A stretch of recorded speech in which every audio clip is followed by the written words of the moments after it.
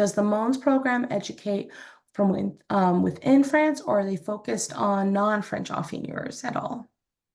Great question. I believe there is a program in France that they'll invite some cheesemakers, but I think it's mostly geared towards outside of France, or at least like European professionals. If you go to their website, they'll have their different like branded curriculum, and I think it goes from like, US, UK, but also goes to like Brazil and Japan. And so they're growing, Ukraine, I believe. And so they're building that program. It's kind of weird, but French people can be very particular. And so I feel like if one French person's telling another French person how to make cheese, it's just like instant anarchy. So I would have to look into that, but I think it's primarily like geared towards sort of the outer industry. Cool. Well, at least they're sharing. That's always really good. Yeah. The Um, website's amazing and is translatable. So definitely check it out. oh, nice. That's awesome. Yeah. Yeah, they've done a lot of work to make that a bit accessible. It's really good. All right, cool. It's just a nice little comment. As cheese people, it's such a goal to get the American mindset to where you're okay with the rugged aspect and not things that are totally homogenous and clean looking. You Yeah. touched on that. How much, I guess a question I would have in that is like, how do you think we could get the American mindset more okay with a rugged looking cheese? I mean, I think we're already getting better. Um, you see more specialty cheese in the supermarket. Generally, it's like kind of getting those tendrils into like the bigger stores and really like showing them alongside other cheeses. So it's like, oh, these are supposed to be here. We have a lot more probiotics are huge, so everyone's kind of okay with mold a little bit more. They're still a little bit like, I don't know yet. And so I think we're getting there. And I think it just really takes time, especially because the US cheese production is going from an industrialized aspect where like they're making billions of pounds of cheddar for wars. So they're not really trying to make small batch specialty cheeses. And we're going towards that small producer format. Europe is actually having the opposite battle. They're going from these tiny, tiny village dairies to big fish eating them up and becoming a big conglomerate. And those guys are not happy with it. And so I think we have a unique opportunity, but we're both fighting the same battle from other sides of the hill. And so I think just as a cheesemonger, you got to normalize eating mold. Yeah. That's just that's the job of the cheesemonger there. And the cheesemaker can keep making moldy cheese. That's about it. I think that's such an interesting point that you bring out about how like mold and just other industries as such is becoming more acceptable, different yeasts, whatever, Yeah. maybe bacterias in general. And I think that even we can educate that even on our own as food professionals that, when people Yeah, that absolutely. like, oh, it's not just in cheese that you're eating it. You're really cool with kombucha. You're really cool with all these different other fermented foods, right? That are full of Yeah. living, breathing, I funky mean, things. natural wine is dirty wine. Yeah, right. It And just so, that's what it is, and it's more about where you intervene in the process. But just because it's natural doesn't mean it's absolutely delicious. But yeah, maybe we all will start to widen our scope and start getting our toes a little dirty.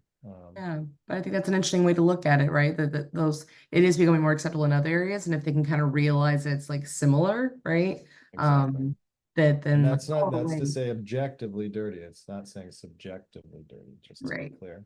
Yeah, yeah, yeah, yeah. I can get down on some funk. Yeah. Oh, totally. Oh, totally. I know I had a very engaging SCOBY conversation recently with some people. And I mean, it's scary crap if you open up your pantry all of a sudden see that staring at you. Don't know Oh what's yeah. going on. But yeah, that's like very mainstream now, right? Like we think of Yeah. those kind of things. Um, and yet it's just something very wild growing in your pantry that you're just like, let me drink that. Yeah. Anyway. Oh, fun, fun. I like that. I like that approach of looking at something. And okay, yeah. So something that you brought up about it's kind of similar, like about mold. So with this like art, unfortunately, this context of this debate that's happening with the concerns about Penicillium candidum coming out. Yeah. Yeah. Um, So something that you mentioned about with Koswantricht with not Norbert, excuse me, Frederick. Frederick. Clearly there's going to be, more need for consumer education to embrace these various rinds, where that education starts. I think we just kind of touched on that, right? Like it Yeah, really starts I on the think it is. counter. It's got to be the counter. But I think having gone through the cheesemonger trajectory, like I started on a farm and I worked on a counter and I worked in a larger producer. Now I'm working with an importer. Um, there's a lot to read, a lot to learn, and not always the right tools or encouragement or even platforms to do that learning. So that's where I think it's a call to action for everyone in the industry to help each other learn, and knowing that the tip of the sword is the cheesemonger, but we got to have a bunch of people behind that sword too. Yeah. And I like hope that yeah, I on think that. like there's a lot of cheese producers that are doing that well. And even like someone I touched on, like even Mons or even Niels Yard, Jasper Hill, like a lot of these, what Molly Brown's doing over in Wisconsin, like those things are, that's that force that we need to like jump on that wave and start going with it. And supporting cheesemongers, because it's hard work. It's really hard. Yeah, exactly. And on that, and yeah, just because you may not be on a counter doesn't mean that you can't also be like educating on the front lines too. So I just literally just kind of back to like, how many of you do share cheese with your friends all the time? And they're probably more likely, frankly, to listen to you than the monger on the counter, right? Because you Oh, you have totally. Yeah. them around your table in the house that they trust, frankly. Yeah, exactly. And so yeah, just because you're not on a counter anymore, they're probably gonna listen to you though, because they're your friend, they're your family member or whatever. Yeah. So you can have the ability to educate them on that front, or they might have heard an article, right? Those articles are circulating around or something like that. They're more likely to talk to you maybe than maybe just a random monger that they don't know. So to your It's point, it takes honestly, an army. it's my favorite game to play. I have a lot of friends that know me as the cheese guy, of course. I'm sure in your communities you're the same. And I'll get text messages any time of day, random, like, what's that one thing? And like, if you can get it right, oh my gosh, like, Yeah, it's absolutely worth it. exactly. Yeah, but to And your point, it takes an army, right? Be yeah, willing to be available for as that resource. yeah, just be pumped. And here's a question about so in Scandinavia, you mentioned a lot about cow. Or a question is the most used milk for cheese making cow? And actual goat's milk cheese did win a Nordic competition recently. So do you think the goat's milk is important in the Nordic culture in Scandinavia? Oh, totally. I don't think it's necessarily dominated by cow. I think it's but mostly there's like three factors that really like contribute to like the milk source you use. It's like terrain. So if you can have 50 cows, your business is probably more profitable than if you can have 10 cows. And then if those 10 cows have to walk up a mountain and across rocky stuff and have a lot less forage, then you actually make even less milk. So it's like you want to pick the type of animals that will really thrive on the landscape. And then also the climate that you're making the cheese, and what types of cheeses that you can make are suitable for different milk types. And then the last part is just like how big is your operation? If you have too much milk to know what to do with, like you're gonna have to like do other avenues like fluid milk or yogurts and all stuff. And like if Mhm. you've ever been in a cheese making operation, like you don't need to wear any more hats than you're currently wearing. And Yeah. so I think it was interesting. Like the producer that won with the goat milk cheese that we tasted, um, was like in a very mountainous, rocky area. But she also has sheep and she has a couple cows, but that one was an all goats milk cheese. For a place like Brook, that's like 5,000 hectares, yeah, get 200 cows.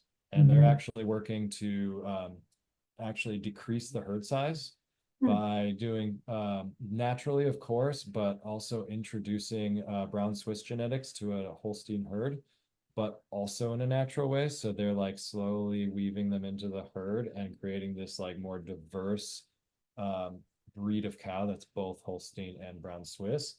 So there's like, for them, it's like about resilience and giving a better life for the cow.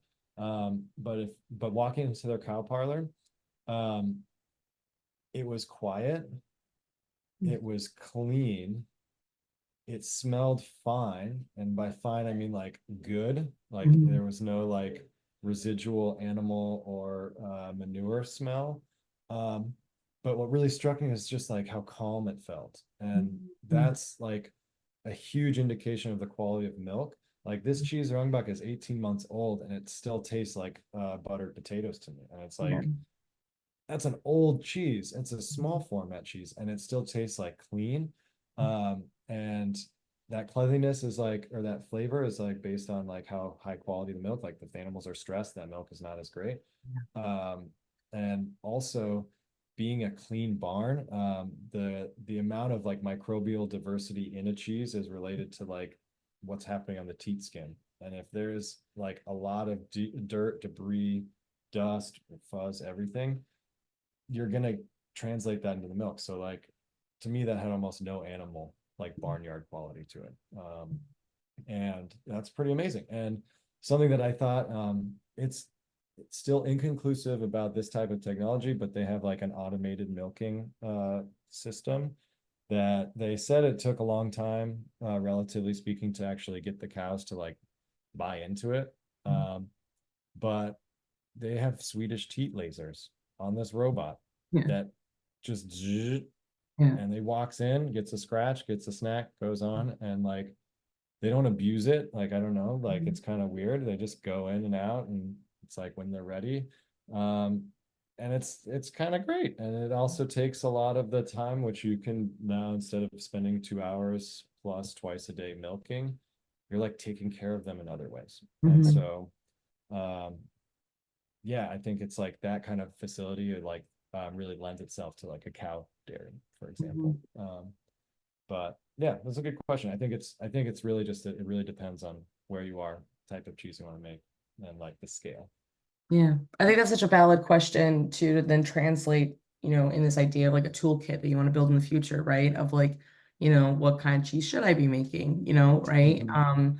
To then get the best quality product, Yeah, ideally and so much of it you should be considering, yeah, exactly all those things you're talking about. Like how much land do I have? How much bandwidth do I have? How much, what kind of food feed do I have available, right? Cows need so much more really intense, high quality carbohydrate driven food compared to a exactly. goat or compared to a sheep, right? Things like that. So all those different things that play into that question about, where in Scandinavia they were doing these things. Those are the exact same questions you should be asking in America, right? Are you in the Intermountain West, which is really, really dry? Doesn't mean you can't have ruminants, but you should probably have different kind of ruminants than you do in like the lush parts pastures of Vermont, right? Yeah, Um, exactly. Different conversations, but you'll make different cheeses then, which is really cool. Um, Really brilliant. Love that. Great question. I love like I could go on for so long about the role of cortisol in like milk quality. Like it's just so mind blowing to me. Yeah. Let alone yield also, just like how that impacts it. But Well, just nobody literally likes the quality stress. of milk. Nobody likes stress. Nobody likes stress. And like we're not talking about it enough. Anyway, yeah, it's like a Yeah. whole beautiful thing. I love that you touch on that. So you touched on it a little bit. And so in light of all these conversations, how do you think that the taste exam certification through the ACS is helping with this, or how do you feel about it in general? You took it yourself. Yeah. Yeah. I took it right after COVID. I was about to take it in 2019 and or 2020, and everything shut down, of course. Um, and I just kept studying, kept practicing. I actually think I might have had a tougher time passing the exam had I took it then. But what I think it does is less about obtaining a pin on your lapel. It's more about the studying process and doing it in particular for the exam. Um, I think it's been interesting to see how it's evolved every year, and gotten better at like the preparation. Like there's study groups now. I've even helped on one of those study groups. Um, and there's a lot more tools out there. When sort of when it kind of started, there's a lot of just like, this is what the exam is, and like put some garlic in some milk and like, can you tell? And I was like, I need more. I'm like a student. I want like someone to teach me. And I had to do a lot of it by myself, but also like I got really lucky in working at Jasper Hill and really having like a dedicated set of professionals that, some have gone on to be amazing cheesemakers. Some still do educational programming, and things like that, that like really helped me learn how to taste with intention, and how to really like build those lexicons and to set parameters.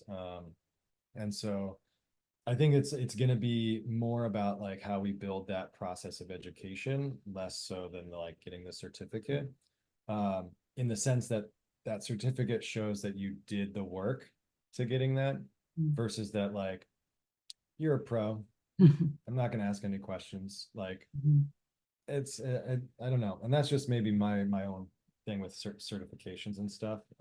But I really think like if we can really see that as um the vision down the road of what you want to get to as a sensory evaluator, and then build out that path as robustly as possible. That could be a really interesting way to kind of continue education.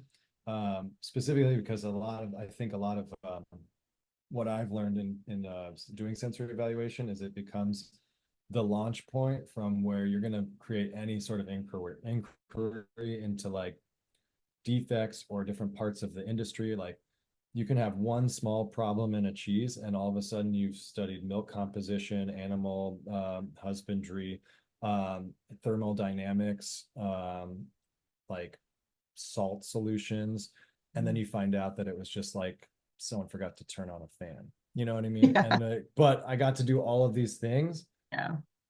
and now I know I'll check the fan first, but I'm already ready with this other stuff. And that's just kind of like that's cheese making like that. But I think, yeah, I think I'm hoping that we can keep building the taste exam as being like something to work towards, and like a really wonderfully accredited system to really like teaching people, not just about like tasting cheese. Like that's what I think we need to get away from, is like it's not just tasting it and being like B+. Yeah. It's like cool, like that, like maybe it's a B-. Like I don't know, that doesn't Yeah. really do anything. Yeah. But knowing why it tastes like that, or knowing like everything that got to that point, I think that's important. I think too, then like to your point, then of that, like so much of cheese is the history of it as well, and like knowing where it is in its journey too. So like, as someone who does selection, so much of it is in context to the last time you tasted the cheese too. So it's not just really where it is in that moment, right? It's like, well, where was it last time? Where was it this time? Are we on the right trajectory? Are we going the right direction? Or are we like going backwards? All those different things. So it isn't in a vacuum of like literally just looking at it so clinically and just being like, oh, it tastes like this. Yeah, So to your point, I think, yeah, the exam has so much potential in that sense, right? Of just really creating this like holistic way of looking at sensory evaluation. So, yeah. and Well, as when you do the like evaluation in a vacuum, yeah, that's when you get industrial commodity cheese, because hmm you literally are looking for one expression, and anything out of it deviating is like defective or lower grade or whatever. And so you're creating this like tunnel vision that doesn't really understand like the natural side of the cheese. It's trying to force cheese to be hmm something that it's not. And so, yeah, I don't know. I'd say like taste more cheese in weird places. Yeah. Yeah, a great before we go to the next question, a great line I heard this week was I let the cheese talk to me and then I translate it to the consumer. And that's just Exactly. all this person does every single day is they're a selector. They just let the cheese talk to them every single day. So they're not trying to tell the cheese what to do, which I really, really loved. Yeah, I Um, love that. yeah, me too. Um, just comment, really love, and I think this is kind of what we're talking about too, and this really highlights the point of what you meant of like humans are so much a part of it that because sensory evaluation does have technical sides to it. So this, trying to get the concept of high-tech scientific analysis and the critical skills and nuance that only humans can provide. So while we really do need, kind of some metrics, some there is technical things we can look at, salt, things, what Yeah, went wrong. There is at the end of the day just like human information, and maybe also to that point so much of the human element is the conversation around sensory analysis, right? yeah, Talking to the cheesemaker is part of the sensory analysis, right? So a selector should also be having, even if they can have a physical conversation with the cheesemaker, do they have access to the batch notes of like what happened that day? That's part of that exactly. conversation, right? That's part of the human element. that you can't remove, right? Because if you don't have access to information, that you're not making an assessment with a full bag of information. So I appreciate Beth's comment there. Yeah. So I agree with you. And speak briefly to how Sensory is used to send data back up the cheese making stream. Is it solely for deciding what is acceptable to send into the market? I love the idea of uniqueness and ruggedness and educating our consumers, but can you speak to how, if this data was used by makers to inform production decisions? I realize it's probably a huge topic, but even if you just have an anecdote of some time where feedback was received and it impacted. Yeah. Well, I think honestly, just something like right off the top of my head that's also pertinent to like this presentation is Almas Brook. When they're like recreating this Rangbak cheese. I tasted this cheese in 2017. It was one of my Cheesemonger Invitational assigned cheeses. Mm. And I still remember that cheese. Because I had a lot of conversations with Thomas because I wanted to learn everything about it. But he was making it with more silage fed cows. And you could taste it in the cheese, tasted sour and like boozy breath. It had a lot more openings, it had a lot more like crags, it was sometimes drier, rugged, all this stuff. And this was when they just started really importing it to the US. And it turns out the United States like cheese community, especially around cheesemongers, has a lot of passion and a lot of willingness to have conversations about like what the cheese, how it works for them, what's interesting about it, what's difficult. And so by becoming a customer of the United States, they got to hear more feedback from a lot more cheesemongers and a lot more distributors and a lot more importers. And we're able to then also becoming in part of this world stage, connect with other cheese professionals in the game.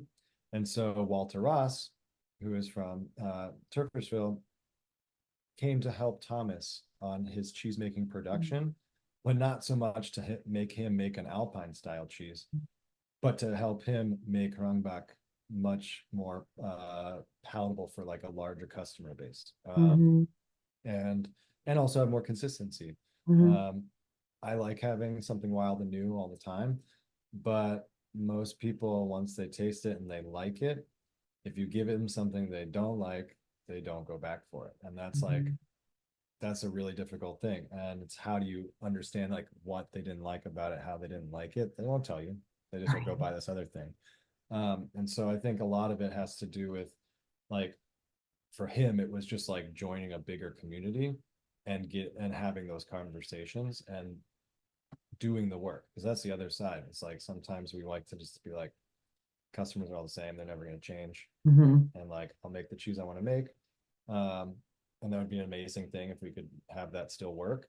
um but at the same time, like I think we do have to have that dialogue with the consumer base, in a way that's like gentle, informative, but also not changing your identity. So then you're, you know, not making the like a cheese that you truly stand behind and that works for your farm. Because that's the other thing. It's like if it's something that is good for your community, there are ways to make that good for everyone else too. And it just takes time. And like I think we're getting so close to like people being okay with like weird mold on rinds. Um, I don't know. I think more Instagrammers should just be eating gnarly cheeses instead of doing beautiful boards. Yeah. But don't take that idea. It's on camera. That's mine. Yeah, right. I mean, I agree with you though. I think I love your point though. I think because it's, there you can receive all this feedback. And this is kind of what Andy's getting at. You can kind of receive this like flood of feedback, and the question comes up like, how much of that do I implement?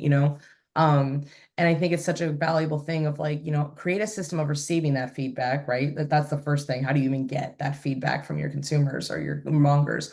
But then to like use an industry person, like another producer, like how did you navigate this? Right. Like, so like Yeah. that's the I love that anecdote of like Thomas then like in Walter, right? Of being like, so Walter then is like, hey, I kind of been around.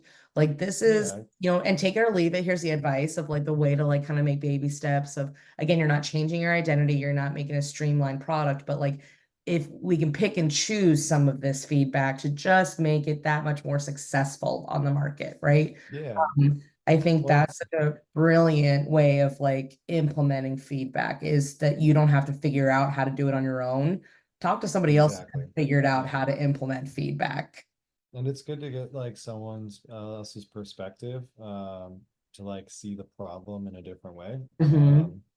And and I think something that I've always liked about the cheese industry, and I've always stuck with it, is like the openness and willingness to like share ideas and help each other is like pretty pretty important and really like part of this community.